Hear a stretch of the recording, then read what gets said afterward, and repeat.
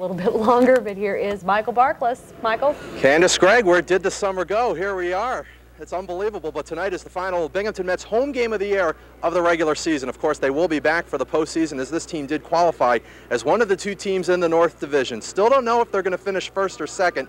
We should know that in a couple of days, but right now Binghamton Mets just having a great season, as they've got the best record right now in the Eastern League, and a couple of guys contributing to that success. Join me now, Terrence Long, Mike Bell, and Terrence, how much fun has baseball been here in Binghamton, especially when you've got the best record, 80 wins and counting?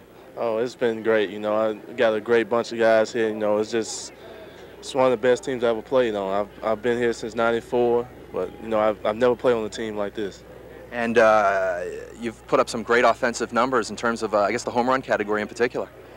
Yeah, I guess, but you know, I've never hit over 12, so I was surprised. I got what 15, 16 now, so I guess. I guess you could kind of see that coming. Final home game of the year. And Michael, I was prepared this time. It's happened before. Here's some napkins for you. Thanks. And we'll continue with you. You've been here half a season, and yet you've still got 13 home runs, and you're enjoying a great year here in Binghamton. Yeah, this is a great place to play. And, you know, as far as the home runs or whatever, it's an easy team to play for, because there's really no pressure on you. You know, if you don't do the job, you're confident in the guy behind you doing the job. And with the pitching we have, there's not too much pressure on the offense in general. Come on back, Terrence. Right now you guys sitting in first place, and I know you want to stay there with a couple of games left. So I guess tonight beating the Sea Dogs here at home is a key to that. Yeah, it is. I mean, we gotta play hard to finish the season out, so we have some momentum going into the playoffs. You know, we don't want to just relax because we're in the playoffs. You know, we want to concentrate and keep some momentum going. And it's a loose bunch, let me tell you that much. Terrence, big game tonight, of course. Here, wait, you know what? I got some extra napkins here in one of these pockets. Big game tonight because really you guys head over to New Haven on a little bit of a roll. You could have some momentum as you head to the postseason against New Britain. Yeah, you know, New Britain, they played us tough all year, but, you know. T, you gonna eat that? Yeah, New Britain, they're playing good baseball right now, but, you know, I think if we keep playing the way we're playing, you know, everything will be fine. All right, we're hoping for good success tonight. Go get cleaned up, guys, and thanks for joining me. And would somebody watch my back now? I'm a little nervous. Thanks, Arnie.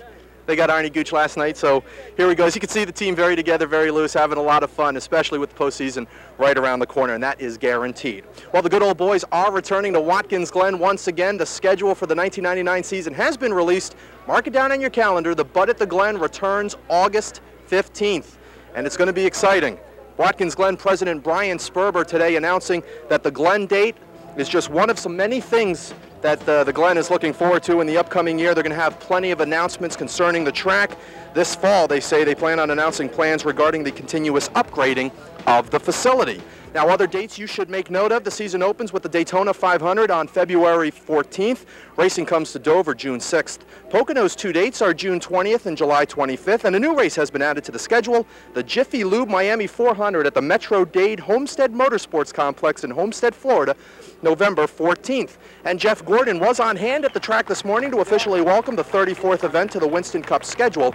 It marks the third straight year that a new race has been added. Last year they expanded to Fontana, California and the Dallas-Fort Worth area. Last year it was Las Vegas, and now Miami. My first time to this facility, and I can tell you just the brief time I've been here is really awesome. They've done an incredible job, not only just trying to make a facility that's going to be great for racing, but it looks like it's very fan-friendly and competitor-friendly, and certainly brings out the excitement of South Florida.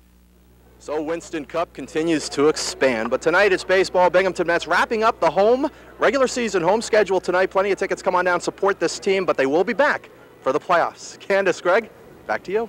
All right, Michael, it's a good thing that Michael goes down there prepared with those napkins in his pocket. That's right. He knows better. Yes, he does. And he didn't get hit. We were waiting for it.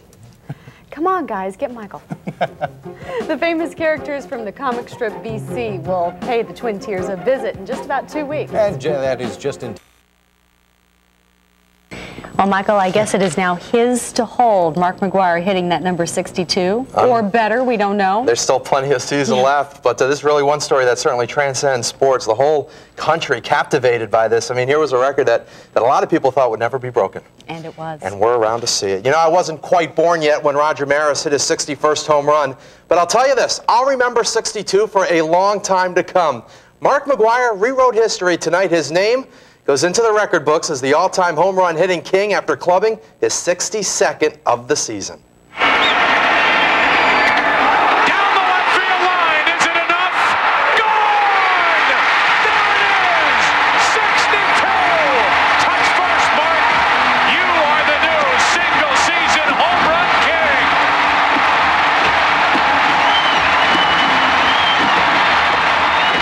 Gives you goosebumps, doesn't it? The fourth inning low line drive came at 8:18 Central Time, and the answer to the trivia question, who gave it up? Steve Traxel. Now, the game was delayed nearly 10 minutes as McGwire got high fives from all of his teammates and a big old hug from his 10-year-old son, Matt. Sammy Sosa came all the way in from the outfield to give Big Mac a big hug. No home runs tonight for Sammy. And McGwire, showing class all the way, went over and hugged the Maris family in attendance. Now, the ball reportedly was recovered by a Cardinals employee, and he plans on giving it to McGwire so it can take its rightful place in the Hall of Fame. History made tonight at Busch Stadium in St. Louis as the Cards would end up winning the boot 6-3. Well, what's been lost in this home run chase is the fact that there's still a tight race going on for the National League's wild card. Now, with the Cubs lost, the New York Mets had a chance to take the lead outright.